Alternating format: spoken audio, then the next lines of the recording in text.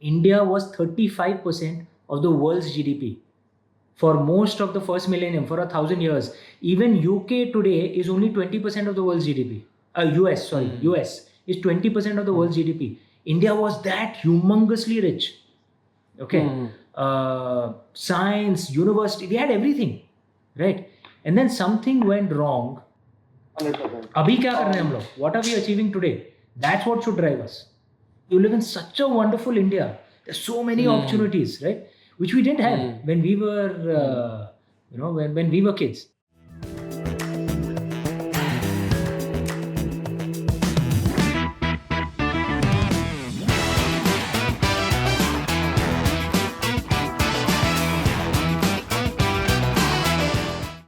Mr. Amish Tripathi. Mr. Ranveer ji. So I heard a podcast of you with one of my early mentors in my career, Mr. Vishal Gondal. And so my whole impression about you before that podcast was that you're a great fiction writer. And then that podcast just opened up my mind to your mind.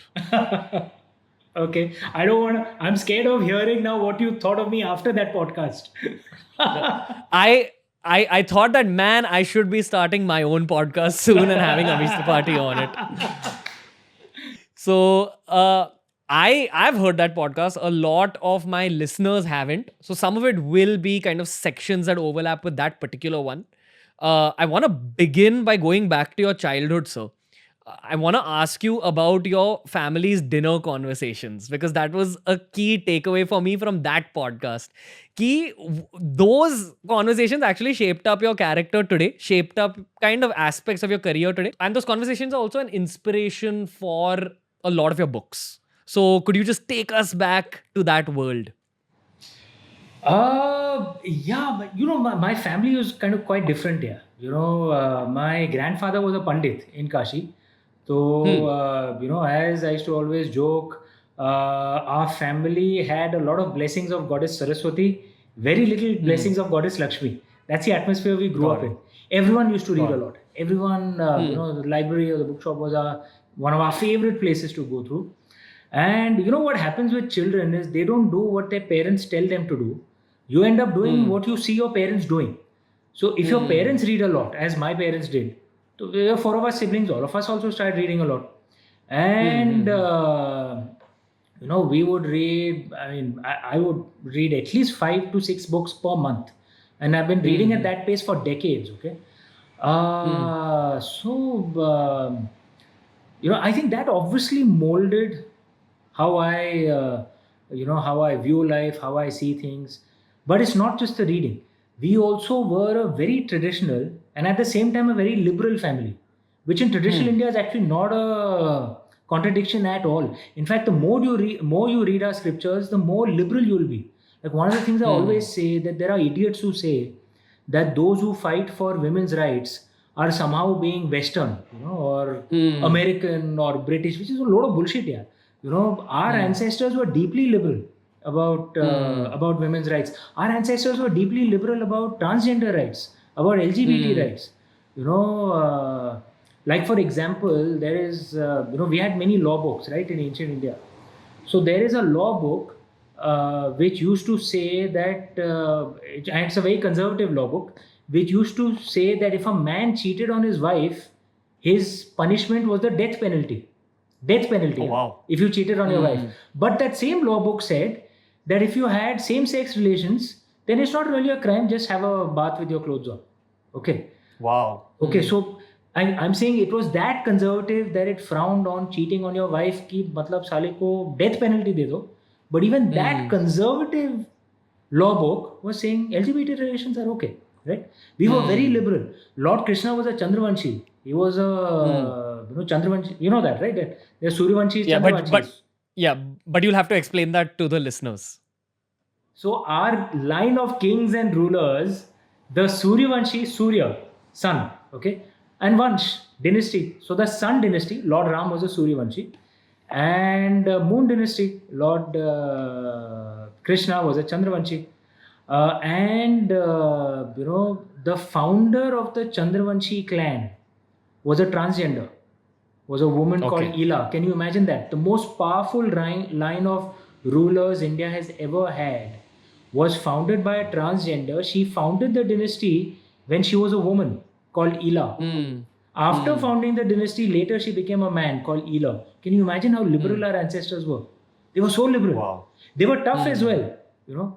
So liberal doesn't mean like you become like a California type, liberal and weak. You can be a New York type liberal also, right? Liberal but tough. Our ancestors are like that, liberal but tough. They're tough cookies. What I like about your school of thought, sir, is that there are a lot of so-called mythology or Indian history experts out there. But I understand a little bit of mythology and Indian history myself. But whenever I listen to what they say, I feel like they're kind of putting forth their agenda.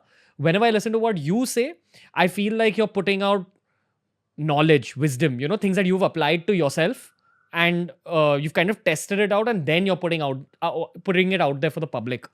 So, why did you not write these books at the start of your career? Why did you take up a regular career at the start, and what happened? What caused that switch? Bro, you live in an awesome India, man. You live in an India where you can make videos on YouTube and make money out of it. I lived in an India where if you were a middle class guy, you had a few options. या तो engineering करो, या medicine करो, या MBA करो, या भूखे मरो. Okay. So we had no choice, man. I'm 45.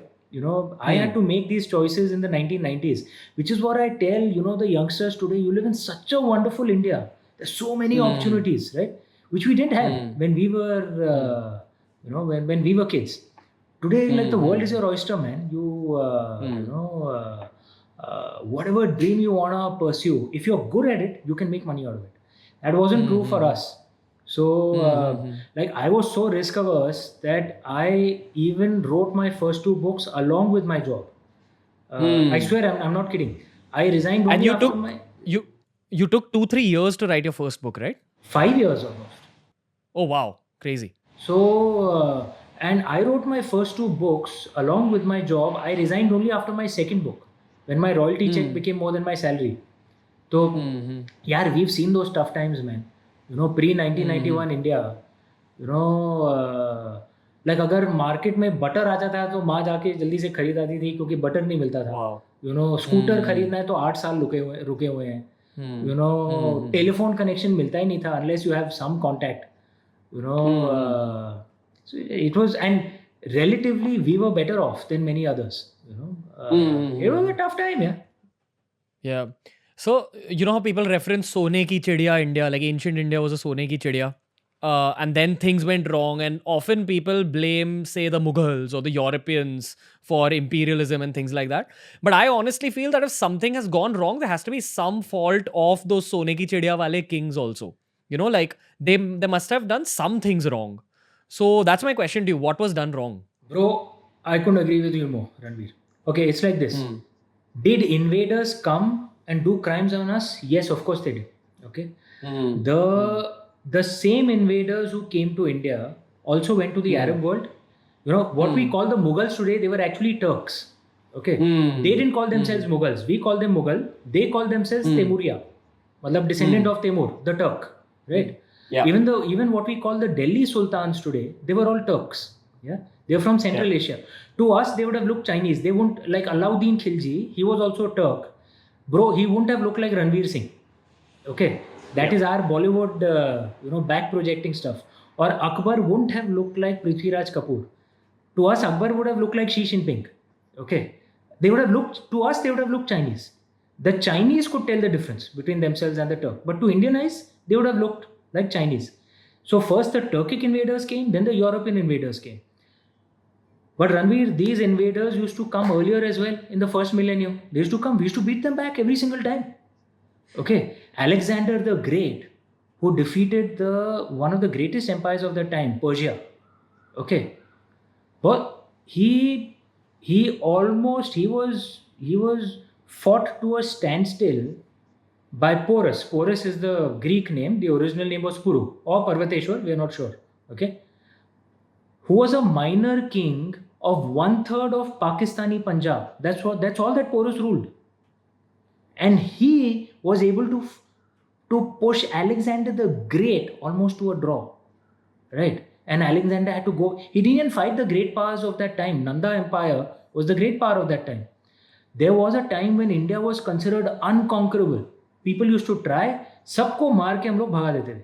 Okay, the Huns who destroyed so much of Europe, so much of Middle East, Salah they came to India, Skandagupta killed them to the last man. Okay, they never dared to come back out here. There was a time when Indians used to beat every invader back. And we were the richest land in the world, so invaders used to come. Angus Maddison, this brilliant British historian, has done analysis of GDPs of the last 2000 years. India was 35% of the world's GDP for most of the first millennium, for 1,000 years. Even UK today is only 20% of the world's GDP. US is 20% of the world's GDP. India was that humongously rich. Okay, science, university, we had everything, right? And then something went wrong, where a society that was the center of global trade, that a society which Southeast Asia, China, Japan used to try and ape us. Today, Indians try and Americanize themselves to raise their status, right? Mukesh will become Mike. Call me Mike, dude. My name's not Mukesh. In those days, people like Southeast Asians changed their names to Hindu names. Chinese and Buddha and Jains, Chinese and Japanese accepted Buddhism, our culture, right? Because becoming Indian used to raise their status in those days. Wow. Right? But today, becoming American raises your status. This was the kind of country we were, and then something went wrong. That from the 11th, 12th century onwards, we started losing to every invader who came. From a time when we used to beat back every single invader, साला कोई भी राह चलता आके हमको हरा रहा था. Okay, what went wrong? This hasn't been researched enough. One of my theories, internal divisions, boss. Internal divisions. We keep fighting each other. साला किसी और को हराने की क्या जरूरत है? हम खुद अपने आप को हरा देते हैं. Okay. Yep. Our favorite pastime is infighting, fighting with each other. Let's be honest, आज भी हो रहा है. We are facing attacks, boss, from our neighbors. And what are we doing? We're fighting with each other. Is this a time to do all this nonsense? And whenever we have done that, we have lost. And one of the 100%. Things, one of the reasons I think King Suheldev's story is so important and so topical, because he proves that if we Indians are united, we can bloody defeat anyone. We are undefeatable if we are united. There's no shortage of courage. There's no shortage of that in India. Our biggest problem is infighting. Yep. Our favorite pastime is infighting. एक दूसरे से बस लड़ते रहो. Find some reason, caste, religion, language, region. Find some reason and just start fighting. Infighting, bas. I have a lot of questions about King Suheldev for you, but I just want to rewind a little bit. I want to ask you that pre-11th century, what was the actual strength of India? Why did we beat people that easily? Was it just the money? Like we were rich, so we had bigger armies? Was it strategy? Was it brains? How did we beat everyone? It was a combination of everything, man. We were like the America of the ancient world. We had the greatest universities anywhere in the world. People think Oxford, Cambridge are the oldest universities. Bullshit. Oxford, Cambridge started just 600, 700 years ago. The oldest university in the world was Takshashila in the Indian subcontinent. 2,600 years old, right? Before the invasions began, the Turkic invasions, we would have had at least maybe 20 to 30 massive universities of the scale of Nalanda, okay, with maybe 5,000, 10,000 students. Nalanda, Takshashila, Vikramshila, Mahodayapuram, Madurai, all over. Sharda Peeth in Kashmir, universities all over. We had schools in almost every small village. Okay, our temples used to kind of develop as schools and also dharmshalas for poor people. We had, handwritten, in ancient times we didn't have printing press, right? So we used to have handwritten manuscripts. Okay, and if you see the number of handwritten manuscripts of an ancient culture, it gives you an idea of the knowledge production of that culture. Greece, is the mother culture of Europe, right? So Greece has some 20 to 30,000 handwritten manuscripts surviving till today, which is a very good number 20 to 30,000. Mother culture of Europe. Guess how many handwritten Sanskrit manuscripts survive till today? And I'm only talking No about idea. what has been tabulated by the National Mission for Manuscripts. There are probably many more, but guess how many have been tabulated by the National Mission of Manuscripts? Greece, mother culture of Europe, 20 to 30,000. Guess how many? I would like to say hopefully 50,000 around. Go higher. Oh wow. A lakh? Go higher. Oh, okay. 5 lakhs? Go higher. Oh, are you serious? Okay. I'm serious. Let's 3 go to 50 million. lakhs. 3 Oh, million. wow. Okay. It is more than the rest of the ancient world combined. Okay. And these aren't just religious texts, yeah. Maths, physics, chemistry. We were like the kick-ass knowledge seekers and scientists of the ancient world. We were extremely liberal. Women could be warriors, women could be rulers, LGBT.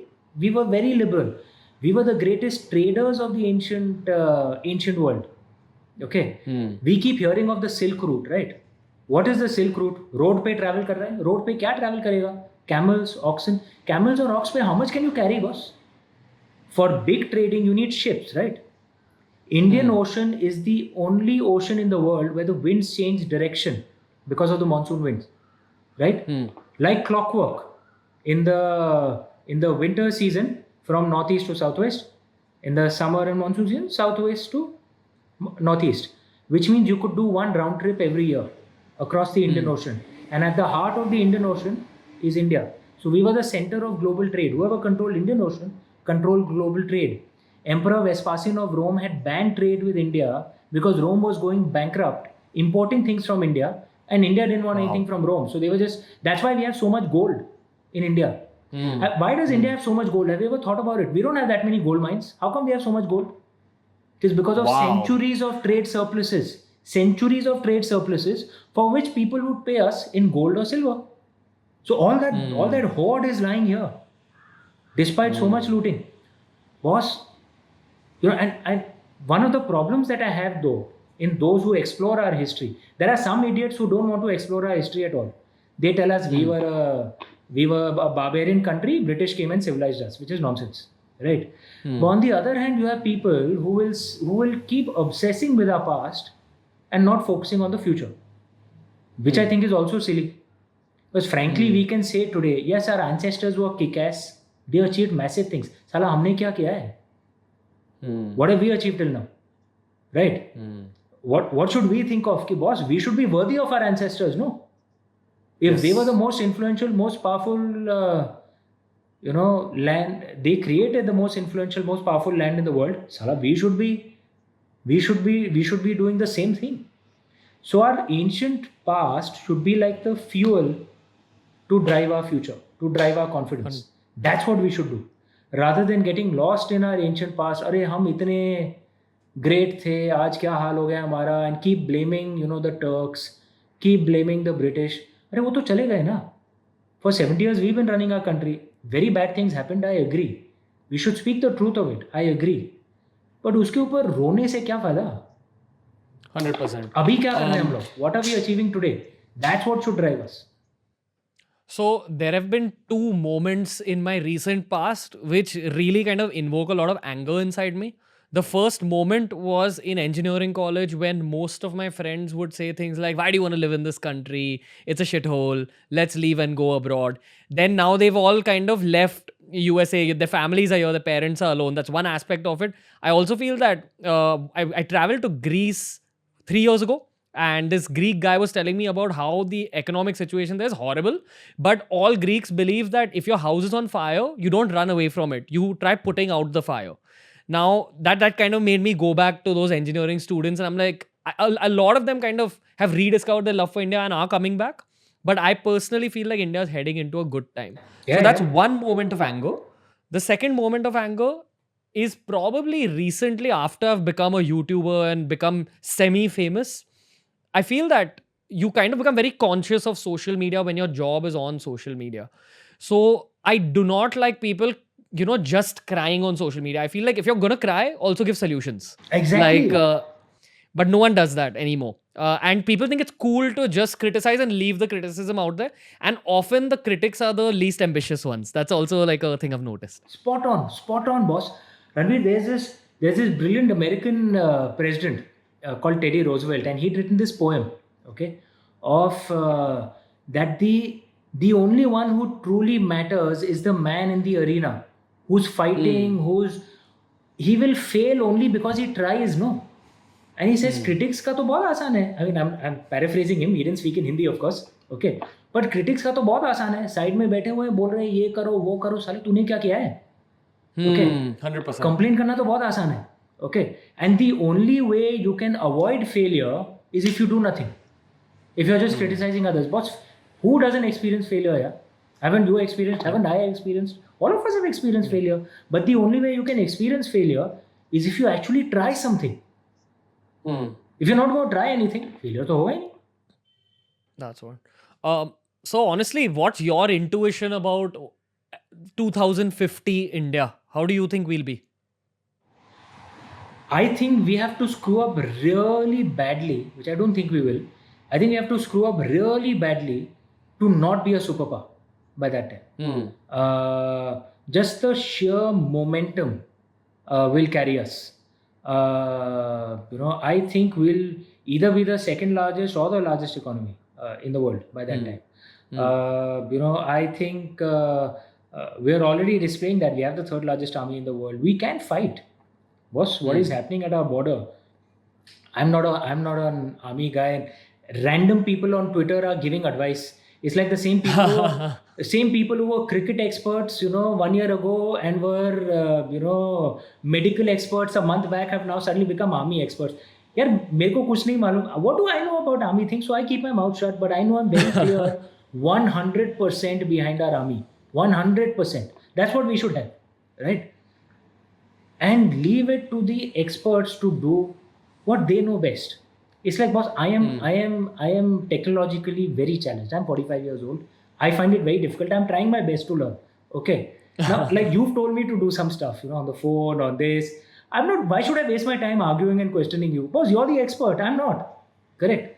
So it's one of the things I think we have to learn to trust the experts. But I genuinely believe we'll be a superpower by 2050. I think the question for us, what kind of superpower will we be? Will we be like another country, which I'm a diplomat, so I can't name it, but another country which we know is an authoritarian power, which is exporting diseases to the entire world, which is using the chaos caused by its own disease, which it has exported to the world, to try and conquer other parts of the world, which is misusing trade treaties in mercantilism, to just keep money from. Are we going to be that kind of power, or are we going to be the kind of superpower that we were in the first millennium common era, where we never sent an army abroad, but yet more than 50% of the world Indianized themselves because they just found us so cool and attractive. Okay. Only once we sent an army outside the Indian subcontinent, that was Rajain Chola. Otherwise, we never sent an army to conquering. But we sent traders, we sent intellectuals, we sent storytellers, we'll send YouTubers, right? Now, but we influence the world through attraction, not through force. Can we be that kind of superpower? That's a conversation. I think those of us who are in the public space, like you and I, that's a conversation if we can drive. I think that's our job, right? But for us to tell the army, boss, this is what you should be doing. For us to tell, economists, boss, this is what you should be doing. Boss, apne ko kya malum yaar? Okay, we can give our opinion, but at the end of the day, trust the experts. That's the way I see it. I think when you're ambitious, you're automatically busy, and when you're busy, you're automatically respectful of other professions. It's all the non-ambitious people who kind of are just looking for opportunities to diss. Bro, how old are you? 27. Okay, you're very insightful, man, for a 27-year-old. This is, only those who actually do a job know how difficult it is to do a job. अगर कोई साला side में बैठा हुआ है दूसरों को गाली दे रहा है उसमें क्या है बॉस कोई भी कर सकता है When you're doing your own thing, you realize boss आसान नहीं है यार, पैसा कमाना आसान नहीं है, काम करना आसान नहीं है, अपना नाम बनाना आसान नहीं है, खुद मतलब माँ बाप के कंधों पे नहीं, खुद कर रहे हो, माँ बाप का सिर्फ आशीर्वाद है, माँ बाप का और कुछ नहीं है, खुद कर रहे हो, then you realize boss it's damn difficult. Then you respect those who have made it on their own too, because you know how difficult it is. So, sir, you were talking about how, I mean, you actually didn't say these words, but this is the vibe I got, which is that whatever your strength is, as if possible, if your strength is that polished, try kind of exporting it to the world and make, India great again in your own little way. Yes. So I do believe you're doing that through your book. I'm definitely trying to do it through my podcasts. All the books you've written, actually. Now I'm also writing my first book, which I've been writing for 3 years now. So I completely relate. Yeah, it's about health, and it's a health autobiography. Struggling. I'm going to ask you a lot of questions after this. I mean this genuinely, any way that I can help. You're a, I think you're very good for India. So any way I can help in the book, hug say, please call me. I mean it genuinely. 100%. Thank you. I really appreciate it. But I've got to ask you bro questions about the book, because it's your first book and I'm seeing how difficult it is as a creative process. It's nothing like creating YouTube videos or articles, because you have to put so much of your emotion into the book, which is exactly my question to you. I feel that there's this really cool quote that says that the 3 basic needs of a human are food, shelter, and storytelling. So I know that you're the kind of person who has these ideas and these opinions that you want to put out there, but you're wrapping it up into your storytelling and, kind of publishing it for the world. So, basically, so that's one thing I definitely want to ask you about. I want you to expand on that. The second concept I want to ask you about when it comes to writing is that, again, this is something I picked up from your Vishal Gondal podcast. You said that you are just a channel for creativity to express itself, for divine creativity to express itself. So that's why you never get arrogant about, oh, wow, I've written such a cool book. I've made such a cool YouTube video. Any creativity doesn't purely belong to you. And that's something that kind of changed a lot of things in me. That's why that podcast was that impactful in my life. But could you expand on this whole writing process for yourself? And also, did you think of the money aspect of things when you were starting out? So wonderful you should say that stories are one of our essential needs. There's this brilliant author called Muriel Rukeyser, who had said that the universe isn't made up of atoms. It's actually made up of stories. And what we absorb, we are essentially as a species, we are story-loving people, right? And you'll find that even education works best when it's in the form of a story. Okay. Why does our present education system work? It sucks, to be honest. And why does it suck so much? Okay. Our present education system is essentially a derivative of what was the Prussian education system. Prussia was, pre-modern Germany. Okay. That was the term for it. And it was basically about one standard syllabus, one teacher, 50 students, ratta marao, sala, or pass karo. So the entire thing was somehow quickly scale up and create a bunch of clerks, basically. Okay. Whereas India's education system, the Gurukul and the Pathshalas and the Madrasas, the attitude was very different. Teacher-student ratio would be 1:5, 1:6. And the entire thing was to create thinkers. Okay. So, which is why they used to try and teach through stories. Okay. So, for example, like till what age did you study maths? 10th standard, 12th standard? I'm an engineer, so all my life, 22. Okay, yeah. So I did BSc maths. Okay. And maths is such a lovely subject, but our education system freaking kills it. Okay, they make it so boring, right? The foundational text for our Gurukuls for maths used to be this text called Lilavati, which was written by a rishi called Bhaskaracharya. It was from what was Karnataka, maybe 1200, 1300 years ago. Why is it called Lilavati? Because his daughter, whose name was Lilavati, hated mathematics. So he wanted to write a text for her to make her love mathematics. So he named it after her, Lilavati. Okay. And he wrote it in the form of Sanskrit poems. Okay. So it's a poem that you enjoy. Without realizing it, by the end of the poem, you've learnt a maths theory. Okay. This is the way our ancients used to teach. Okay. Like, the Ramayana and the Mahabharata weren't just stories. You actually learned stuff. Okay, like think about it. I've heard the Ramayana and Mahabharata from my elders, right? Because my grandfather was a Pandit and my parents very religious. First time I heard the section where Sugriv, you know the story, right? The Ramayan story. So Yes, where sir. Sugriv sends his people to go find Sita Ma, okay, because Lord Ram has asked him. Remember that scene, right? And in the text, it has been described as Sugriv tells his people, when you go south, then this mountain will come, then this river will come, then this will come, then that will come, then this will come, then there'll be then there'll be the sea, then there'll be this island, blah, blah, blah, blah, blah. Then he sends some people to the east. This mountain will come, this river will come, this kingdom will come, then the sea will come. Then they describe up to Bali, Indonesia now, okay? Then he goes, Wow. describes north, up to the Himalaya, beyond the Himalaya. Then he describes west. And I remember I'd heard this in the 7th, 8th standard, when I was 7, 8 years old. And I asked my mother, but everyone knew where Lanka was. Why is he sending his people all over? I'd asked my mother and my grandfather. So my grandfather had given this very wise advice. It is actually a geography lesson in the garb of a story. Okay? Because why do they have to describe so much in detail? You're learning geography, but in the form of a story. Sita Ma ko dhoond rahe hain. Okay? Or in Mahabharata, Vidur Niti is basically a governance lesson in the garb of a story. Shanti Parva is a civics and law lesson in the garb of a story. Correct? So this is how they used to teach, it's one of the things our ancestors understood. Stories are so important. And Yes, that's sir. what I try and do through my stories as well.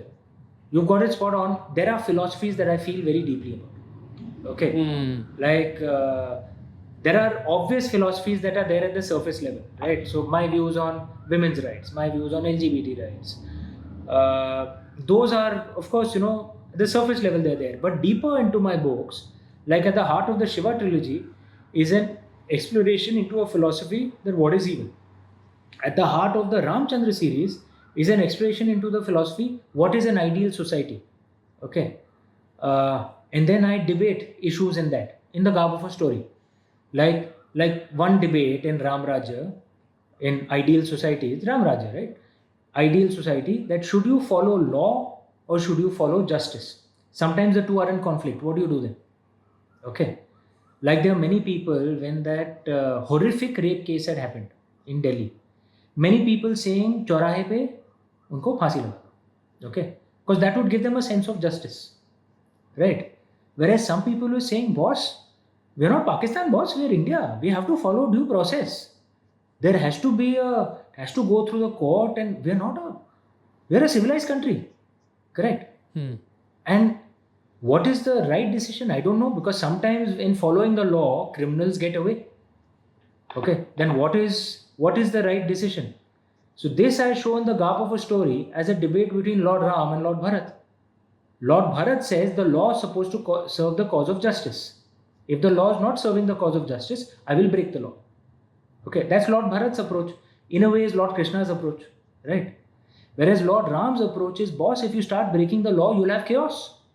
Anyone can do whatever they want. You'll have vigilantism. Mera man aa gaya, I think this justice, main kisi ko jaake maar dunga. That's not okay. That's not okay. Everyone has to follow the law. And sometimes maybe the law will not work, but overall, society will be in a better place. What is the right answer? I don't know. I just put up this debate. Okay. It's like so there are various debates like this, and I try and put them across in the garb of a story, because then it doesn't appear heavy. But while reading the story, hopefully you will think about it, and come to a decision. And we are a democracy, so what we think, our politicians will be forced to think tomorrow. 100%, sir. I feel the universe selects its writers once every 1,000 years or so. So when when creativity has chosen you, you got to put it out there. So that's the question I wanted to ask you, sir. Like, honestly, for me, that podcast was kind of a turning point in my thought process. Who told you about this? Creativity is divinity expressing itself as you and your words. Who put that idea in your head? This actually is something that our ancestors believed in, that they followed throughout their and you see it. And have you noticed that our ancient paintings, ancient sculptures, it does not have the signature of the artist. Have you noticed that? Why doesn't it have? Got it. Correct? Only books would have, but even that often the books also wouldn't have. Okay, it's only now that you have to do it. नहीं तो हम लोग royalty check कैसे मिलेगा? Okay, but our ancestors, the artists didn't have to worry about the royalty check because society took care of them, because society thought it was their duty to take care of them. All thinkers, all artists would get done, not based on work, but just done from society, because society thought this is something that has to be encouraged. These days we have to make our own money, so we have to put our name on it. And what is the symbology behind that? कि मैं अपना नाम भी नहीं डालूंगा. That the creator is not me. The creator is the divine. Yeah. And you'll notice most of our stories, most of our art, most of our sculptures are all around our divine figures, are all around our gods and goddesses. It's almost like we never get bored of hearing their stories. We want to keep hearing it in different ways. And I think this is one of the reasons we are one of the few ancient cultures that is alive till today. We are so deeply attached to our stories. Right? Yes. There are many reasons that, look, there's this lovely शेर, okay, यूनानो मिस्रो रोमा सब मिट गए जहाँ से, अब तक मगर है बाकी नामो निशा हमारा, कुछ बात है कि हस्ती मिटती नहीं हमारी, सदियों रहा है दुश्मन दौरे जमा हमारा. That enemies have attacked us for centuries, but we are still freaking here. All other ancient cultures, Rome, Egypt, Greece, they've all died out. They are museum pieces. We are still standing. Okay. And there is a reason for this. There can be many reasons. But one of the reasons, I think, is we are so deeply attached to our stories. And as you said rightly, stories define us. It defines anyone's culture. And the fact that our stories revolved around our gods and goddesses is what I think makes us so attached to them. Think about it this way, yeah. Ramayan was retelecast, right? Just a few months back. It's a retelecast of a 35-year-old TV series, right? Even at that time, the production quality wasn't that good because पैसा नहीं था यार उस ज़माने में. Okay. And आज के ज़माने के मापदंड से, I mean, from the parameters of today, production quality is not that good. Even then, it got a higher viewership than Game of Thrones did worldwide. Ramayan, the retelecast, got a higher viewership in India than what Game of Thrones got all over the world. Yeah. This shows how important these stories are to us, man. Yep. Okay. Yep. It's one of the reasons we are alive. We are so attached to our stories. And these stories teach us things. Yes. Often when I reference mythology on my YouTube channels, one of the common kind of reactions I get from trolls and for a lack of a better word, haters is, hey, it's not mythology, it's our history. How dare you call it mythology? So this is something I didn't understand as an urban Indian kid, because I'm not saying that it's not history. It's just I'm referencing those stories with the word mythology. So, sir, what is this? Why are people so sensitive about it being a history versus it being called mythology versus it not being proven? I don't understand this. Explain this to me. Yeah, there's a reason for this. Okay. In some ways, we are reacting to the trauma of our invasions. Okay. Like the British told us, that their religion is history. Matlab, it's true. But our religion is mythology. It's not true. Okay. Got it. Like the British told us, so many Indians believe today also that India was not a country. The British created it for us. Because there's no identity called India, which is a load of bullshit. Okay. The Vishnu Puran, which is at least 2000 years old, says Uttaram yat samudrasya himadrash chaiva dakshinam varsham tada bharatam nama bharti yatra santatihi. Don't worry, I'll translate. Okay. It says that north of the ocean, south of the Himalaya, is the noble nation, Varsham, noble nation called Bharat. And there live the descendants of Bharat. It describes the Indian subcontinent. And it says, this is where the descendants of Bharat live. This land is Bharat. 2000 years ago. Of course, we were a nation, boss. UK wasn't a nation at that time. India was. Culturally, we were a nation. Politically, who was a nation? More than 300, 400 years ago. But we don't know our history.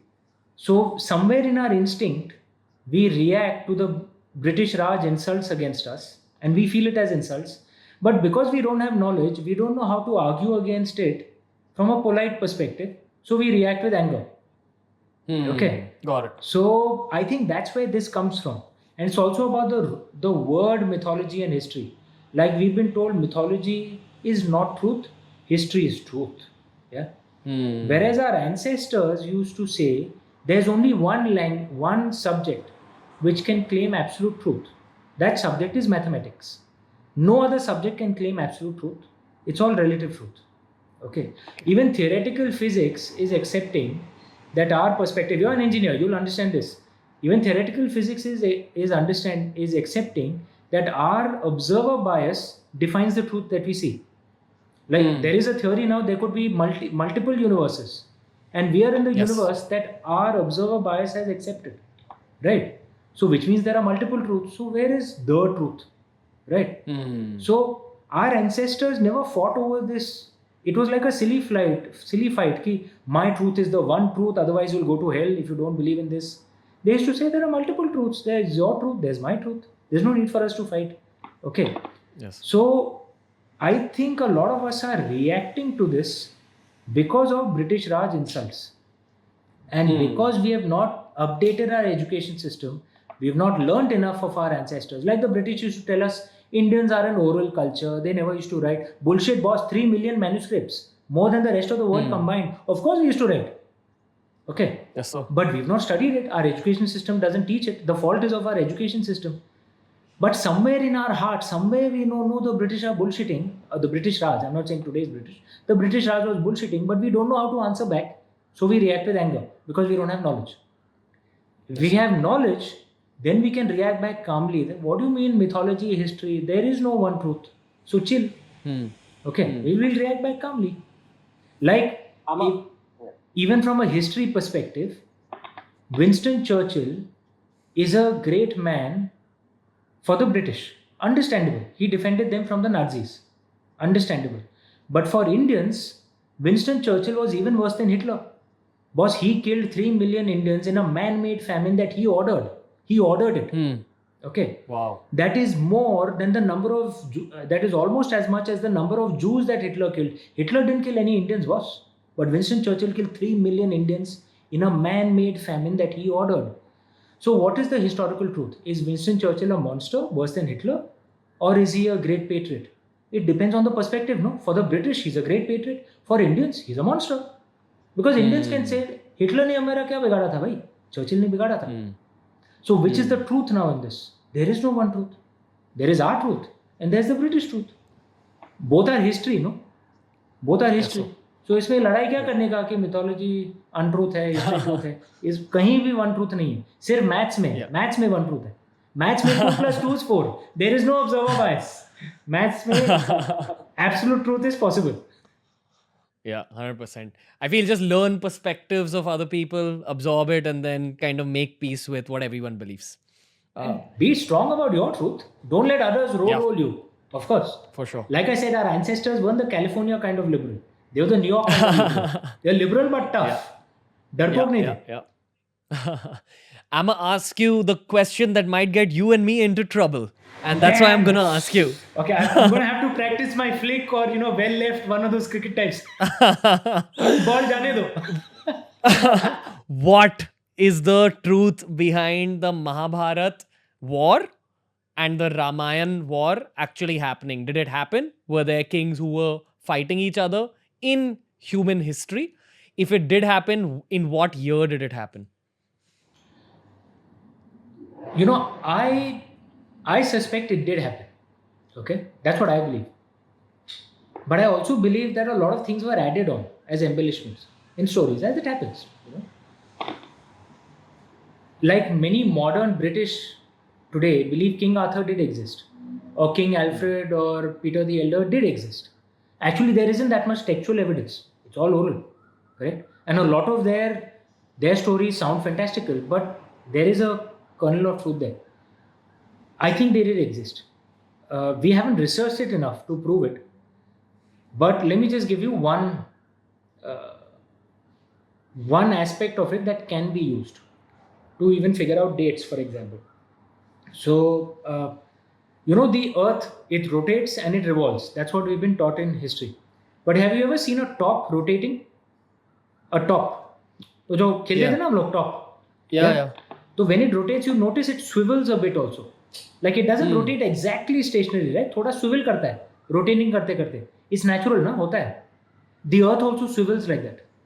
Okay. Got it. It doesn't rotate on a rigid axis. Actually, it keeps swiveling. Okay, like this. It swivels such that the exact point on Earth comes back to its original position every 26,000 years. It swivels like that while rotating. Okay, every 26,000 years. Because the Earth rotates like this, again, you're an engineer, you'll understand this. The sky also changes, obviously, right? Yes. Because your perspective changes, your sky also changes. The phenomenon of where the Earth swivels like this and the sky changing, that is called precession. Okay. Now there are heavy duty softwares for this which can calculate that when would the sky actually have been like that. Because of precession, you can predict when the sky would have been in that nakshatra, in that what's the English word for it? Yeah, in that configuration. Yeah, in that constellation. Sorry. Yeah, in the constellations would have been in those positions. Because it's like if a sky has been described today, the only time the sky will be exactly the same will be exactly 26,000 years later, or exactly 26,000 years earlier, because the earth swivels, right? The sky has been described at a few times in the Ramayana and the Mahabharata, in the birth of Lord Ram, for example, or when the Mahabharata war started, for example. You can enter that into the software and get the precise date when it would have happened. Okay. Now this has been used to date when perhaps the war could have happened, right? Which gives some dates. Okay. I've used some interpretations of those dates in my books, in the Shiva Trilogy and Ramchandra series.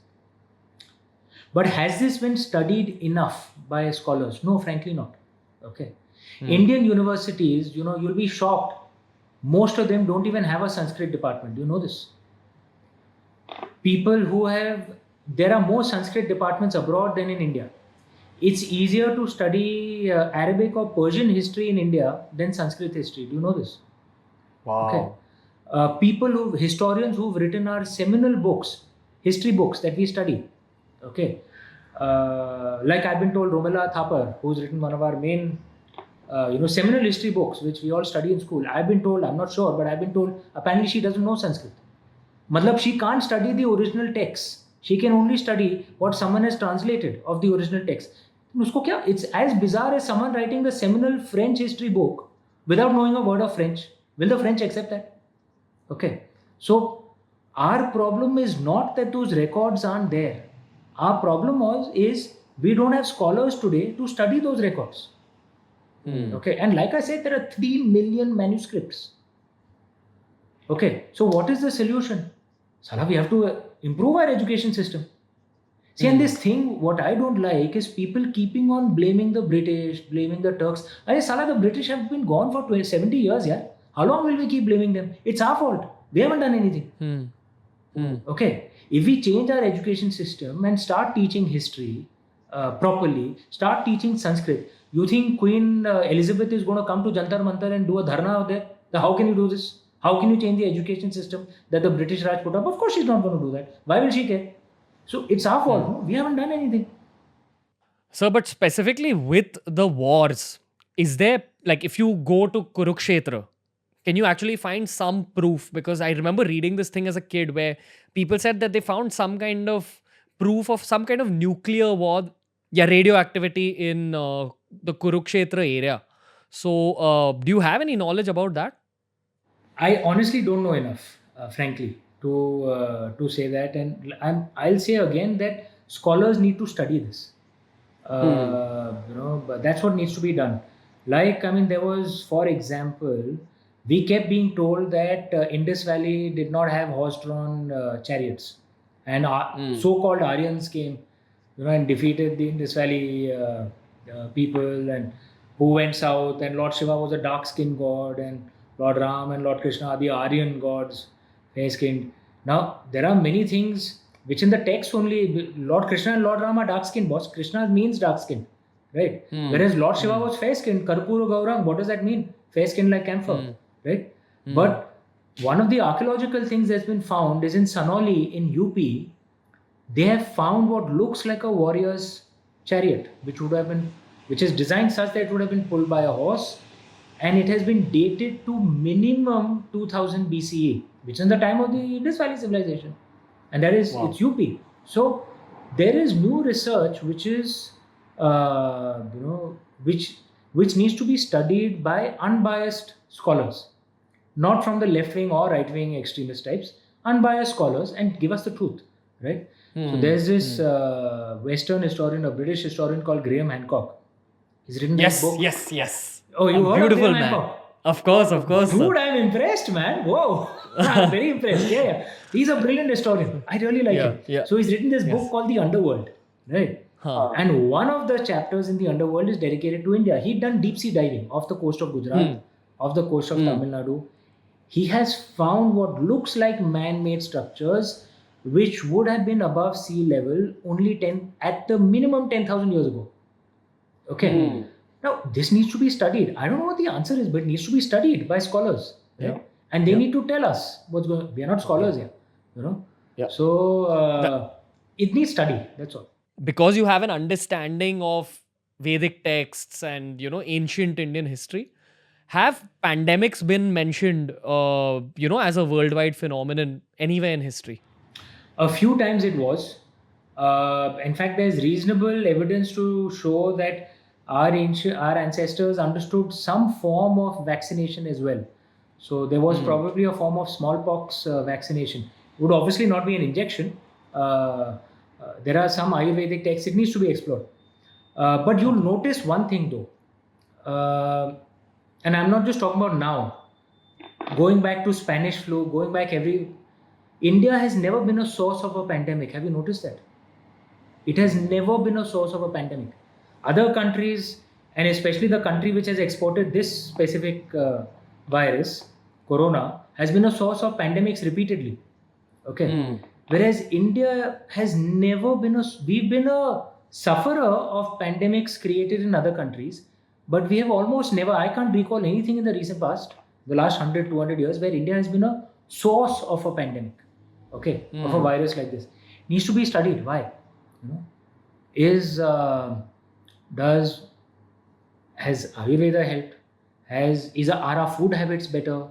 What needs to be, because there could be lessons for the world on this. Because India is very densely populated. Okay. This is one of the key factors in the rise of pandemics. Densely populated. You'll notice that's why cities are much more impacted than rural areas. Because dense population, the disease spreads right quickly. How come India has never been a source of a pandemic? Yes. Needs to be studied. Yeah. Nostradamus was a historical figure who predicted the future. That in the same way, did we have some kind of a figure like that in India who predicted the coronavirus situation? Or just generally in Indian history, have we had a Nostradamus? Yeah, I mean, if you read Nostradamus's original texts, actually, frankly, they look like, Sala aise likha hai, it can be retrofitted into anything. So I'm not so sure he was that brilliant predictor. And I'm not saying that there isn't something to astrology or prediction. There could be, but at least I don't follow it. Because the way I see it, what happens in your life is a combination of two things. What happens to you and how you react to what happens to you. Okay. You have no control over what happens to you. All of us are stuck because of the coronavirus pandemic which got exported to the entire world, right, from Wuhan. All of us are stuck. We had no control over it. How we react to it is up to us. So my attitude is, then why bother about predictions and astrology? Because we have no control over it. Let's focus on what we can do, right? Otherwise, often you'll find what happens, people just get in that negative, I know मेरा अगला 2 साल तो खराब होने वाला है, तो might as well just suffer. Boss किसका खराब टाइम नहीं चलता है यार, सबका होता है. Up downs are a part of life. What gets you through is your own attitude. Yeah? You see people who go through the toughest situations will fight it through. And so many people साला weak थोड़ा सा भी हो जाता है बिखर जाता है. You should focus on what you can do rather than what the world is doing to you. One thing I strongly believe is that businesses, just like people, have karma. And I feel like there are a lot of businesses that have taken a hit during the coronavirus situation.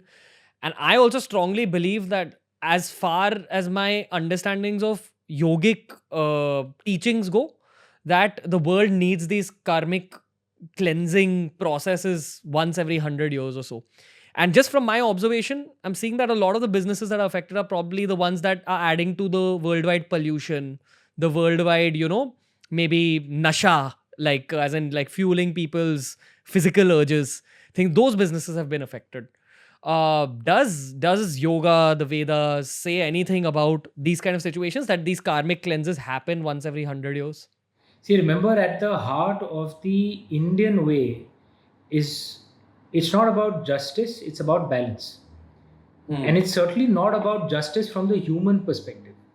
Okay, let me explain this in the corona situation. That this philosophy in the corona situation, last 4 months have been terrible for human beings. But it has been probably among the best in living memory for Mother Nature. I mean, living memory. For animals, for rivers, for plants. Correct?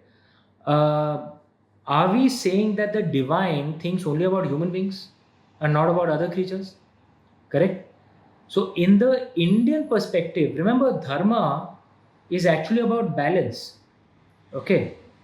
And sometimes justice is in balance, sometimes justice is not in balance, it's in imbalance. Like, we human beings may be suffering, but animals, rivers, plants, they are benefiting. So we can say about human beings के साथ injustice हुआ है, but it is the way balance gets restored, because adharma is what? Unbalance. Human beings caused a lot of imbalance. So now balance is coming back. Now it's up to us. That's one of the things our ancestors used to teach us, that always live in balance. Okay, which means पैसा कमाना, उसमें कोई गलत बात नहीं. Our ancestors were not socialists, boss. We worship goddess Lakshmi. We worship wealth, right? But it was always dharmic wealth, not adharmic wealth, right? So it was always पैसा कमाओ, but earn it the right way. And जो कमाते हो, you must give charity. Okay, then it's in dharma. But if you're earning money doing the wrong things, and then using that money only for your nasha, then it's adharma. Correct? Then it'll come back sometime, right? Yeah. Vidur had said in the Mahabharata, there are two ways to waste money. One is by giving charity to the unworthy. Second, by not giving charity to the worthy. Okay? So this was, which meant that when you're giving charity, also use your mind. Like, if you're going and giving charity to someone who's a drug addict, and you're giving him money, are you doing dharma or are you doing adharma? We know exactly where that money will go. Correct? Then you're doing adharma, no?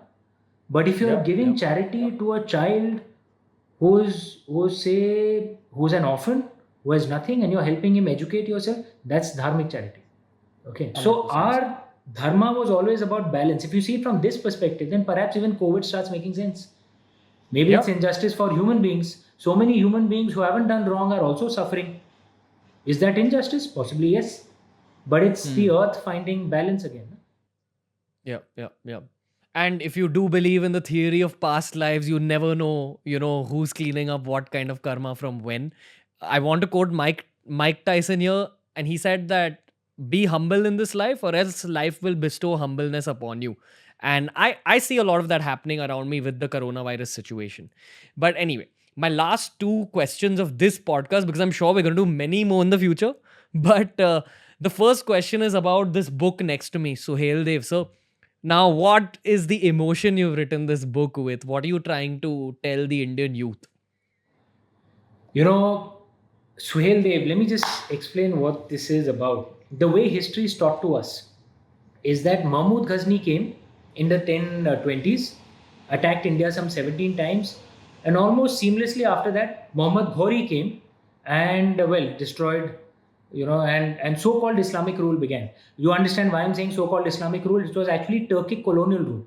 We don't call the British colonial rule Christian rule. So why do we call Turkey colonial rule Islamic rule? Indian Muslims weren't a part of It was Turkic. It was Turkic colonial. They want people who look like Ranveer Singh or Prithviraj Kapoor. They were people who looked to us, they would have looked like Chinese. Okay. But Mahmud Ghazni came in 20s around, and Muhammad Ghori came in the 1190s. That's a 160-year difference. That's a freaking long time. Okay. And that was a time when the Turks were going around massacring much of the known world, Arab world, Europe, China, everywhere. They were going everywhere. How come they didn't come back to India for 160 years? The answer is King Suheldev. Okay. He put an army together and he killed the Turkic invaders to the last man. To the last man. Oh, wow. Okay. Fierce warrior. Okay. Very inclusive patriot. And the devastation was so deep. Mahmud Ghazni was a Turk, basically. Okay. He wasn't Afghan, he was Turk. Okay. Or what we called Afghan in those days, Pashtuns. So the defeat was so devastating that the Turks didn't come back for over 150 years. And I think King Suheldev's story is particularly relevant today because what does King Suheldev's story signify? When we Indians are united, we are undefeatable. No one can defeat us. We can kick anyone's ass. Okay. When do we lose? When we start fighting with each other. Okay. When we start infighting, then why did the British conquer us? Why did the Tughlaqs conquer us? Why did the Temurias, what we call Mughals today, why did they conquer us? Infighting. We were fighting with each other. Okay. No one else has to defeat us because we defeat ourselves only. But as King Suheldev showed, if we are united, koi Mai ka Lal Sala hame hara nahi sakta. Okay. Yeah. And this message, I think, is particularly relevant today. When we have foreign powers who are trying to invade, who are attacking our soldiers, this is not the time for infighting. This is the time for all of us to be united, to be together. Across, King Suheldev brought together an army across religions, across castes, across social standing. He had Hindus, Muslims, Buddhists in his army. He had upper caste, backward caste, everyone, all castes. Okay, he had people from all regions. Okay, a united army, and we gave among the most devastating blows to the Turks, who were the superpower of that time because they were going around massacring much of the world. Okay, that message of King Suheldev, I think, is very relevant right now. We must be united. Got it. I love how through art you're putting out messages. Again, I got to kind of echo that thought once again. So, but I'll tell you, I mean, I don't know if I'm a proper representative of my entire generation, but my observation is that everyone my age really doesn't have much of a religious divide kind of mentality in our own heads. I've never looked at a Muslim or Christian friend of mine and thought of him any differently than a Hindu friend of mine. Yeah. And I agree with you completely. And my final question to you, sir, again, this is going to be a selfish question. This is not for the podcast listeners. This is just for me. My first book, I've written it about 8 times. And in saying that, I've like gone over it 8 times. And every time I see it, I feel like I can add more. Sometimes I remove the aggression from it because 3 years back, I was much more aggressive a guy. And I really kind of want to put out something extremely perfect and intuitively, internally, I am feeling like I'm on a right track right now with writing my book. At the same time, I also internally know that once this first book is released, the next few books are going to come out rapidly because I'm still kind of breaking my book virginity, if you want to call it that. So to a first time writer, I want to genuinely become, say, the next, I wouldn't want to call it J.K. Rowling, but whatever, in that kind of league, in the Amish Tripathi, J.K. Rowling, Radhakrishnan Pillai kind of league. Is reading going to be relevant 20 years from now? And what is your advice to me in terms of my own procedure for writing? So is it a fiction book or a non-fiction book that you're writing? It's a health-based book, whether fictional, it's not a fictional story, it's a non-fiction story. It's the story of my own life. I went from obesity to becoming a fitness blogger. So it's the story along with like health gyan, like throughout the book. It's basically the same thing. I'm trying to do storytelling, but package information. Yeah, the way I see it, first of all, okay, that I don't think reading is going to die out. But what is reading? It is about consuming a story, right? You can consume a story through a book. You can consume a story through a podcast. You can consume a story through a web series. You can consume a story through a movie. It's all about consuming a story, right? Uh, and one of the things I've seen is that those who are good storytellers, okay, if they most of them, if they're honest with themselves, they can't explain where it comes from, okay, because it's not something that you can learn. You can learn English, you can learn technical skills, you can learn maths, but how to communicate a good story was, I genuinely believe it's a blessing. You can't explain where it comes Yes, from, sir. it just comes, right? I can see the way you run your podcast. You are a storyteller, okay? Uh, and I always believe that if you understand, because there is no learning in storytelling, it's just instinct. Like, why do you know that you can just guide a conversation this way? You don't do an analysis, you just know, right? You just know this will work, correct? Analysis can be done of camera angles, of things which technical things which can be learned. Storytelling, you just know, instinct guides you, right? So you have it already, okay.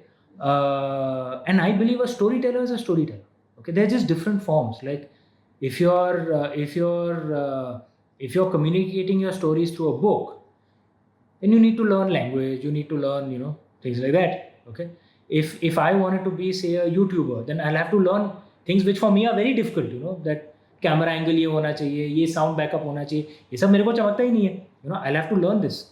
But at the heart of it, storytelling, that like is just instinct, and you have it already. So my suggestion to you, like breaking your virginity, 8 years or 7 years? The the book, it's taken 8 years. it's like three right now. 3 years. Okay, 3 years is not Yeah. that bad. There's a 7-year age, right? So don't wait that long, okay, to break your virginity. Just jump in, man. Just God. jump in. You're a storyteller already.